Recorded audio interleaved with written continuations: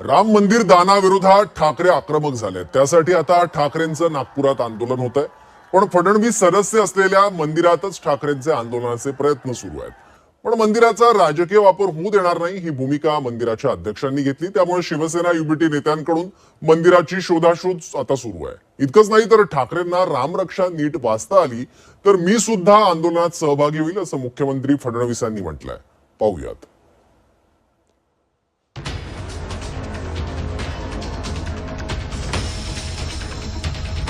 ठाकरेंकडून नागपुरात रामरक्षा आंदोलनाची घोषणा. आंदोलनापूर्वीच नेत्यांमध्ये राजकीय कलगीतुरा. ठाकरेंच्या पक्षाकडून राम मंदिराची शोधाशोध. राम मंदिर दान चोरी प्रकरणात ठाकरेंचं मुंबईतल्या हनुमान मंदिरात मोठं आंदोलन झालं. त्यानंतर आता 18 तारखेला नागपुरात ठाकरेंचं आंदोलन होणार आहे. त्याची तयारी सुद्धा ठाकरेंच्या पक्षाकडून सुरू झाली आहे.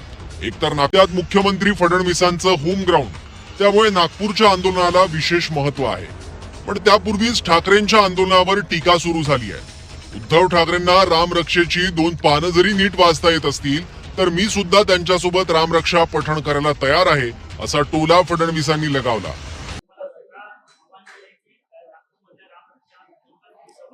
माझी एवढीच अपेक्षा आहे की त्यांनी किमान 2 पानं तरी रामरक्षेचे वाचावे.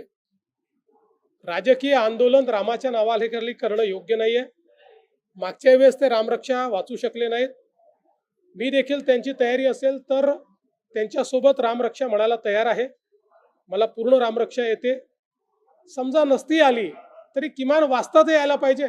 तुम्ही रामरक्षा आंदोलन करता आणि रामरक्षाच वाचता येत नाही, हे कुठलं आंदोलन आहे तुमचं? एकीकडे आंदोलनावरून टीका टिप्पणी सुरू झाली असताना नागपुरात आंदोलन नेमकं कुठे होणार हे सुद्धा अजून निश्चित झालेलं नाहीये.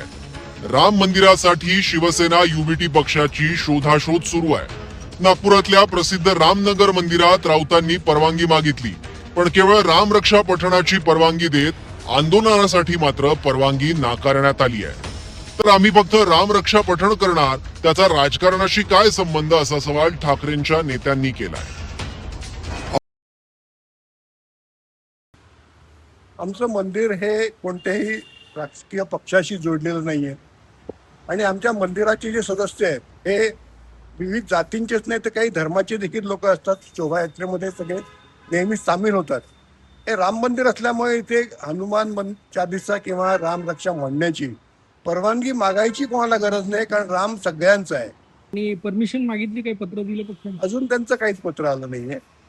पत्र येईल तेव्हा त्यांना आम्ही स्पष्ट कळू तुम्ही इथे या, रामरक्षा म्हणा. हवं तर आम्ही तुमच्यासोबत रामरक्षा म्हणू, पण त्याच्यानंतर तुम्ही तुमचा जो काही राजकीय कार्यक्रम आहे तो मंदिराच्या बाहेर घ्या. सोहळ्याचं आयोजन करण्यात आलं.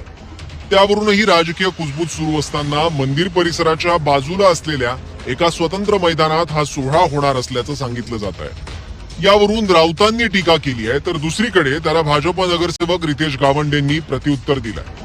प्रत्युत्तर काय देणार? होय आम्ही लुटल्या दानपेट्या म्हणून आम्ही महायज्ञ करतोय, आम्हाला जास्तीत जास्त लूट करता यावी म्हणून. काय मूर्ख लोक आहेत हिंदुत्वाच्या नावानं, हंपक लोक आहेत ते. खरं म्हणजे सरसंघचालक मोहनराव भागवत यांनी या लोकांचा बौद्धिक घेतला पाहिजे. आम्ही नागपूरला चाललोय, आम्ही त्यांना विनंती करू, हे जे कोण करतायत काय महायज्ञ वगैरे आमच्या विरोधामध्ये, याचा अर्थ तुम्ही अयोध्येतल्या लुटीचं समर्थन करताय भाई. सर्वप्रथम मी उद्धवजींना अभिनंदन करेन. भाजपच्या पावलावर पाऊल टाकण्याचा त्यांनी प्रयत्न करतात आहे. खऱ्या अर्थाने हा जो महायज्ञ आहे तो आदरणीय संदीपजी जोशी यांनी आमचे नेते बहुजन नायक माननीय देवेंद्रजी फडणवीस साहेब यांच्या 56व्या जन्मदिनानिमित्त तो आपण आयोजित केलेला आहे, ज्याच्यामध्ये 56 विविध समाजाचे लोक माननीय देवेंद्रजीच्या याच्यासाठी तो यज्ञ करणार आहेत. तर या प्रकारचा यज्ञ आम्ही रामनगरला इथे आयोजित केलेला आहे. ठाकरेंच्या आंदोलनाच्या आधीच हा सगळा राजकीय कलगीतुरा, आरोप प्रत्यारोप रंगल्याचं पाहायला मिळतंय. फडणवीस आणि गडकरींची होमपिच आहे, त्यामुळे त्यांच्या बालेकिल्ल्यात जाऊन त्यांना आव्हान देण्याचा ठाकरेंचा प्रयत्न या आंदोलनाच्या माध्यमातून असेल.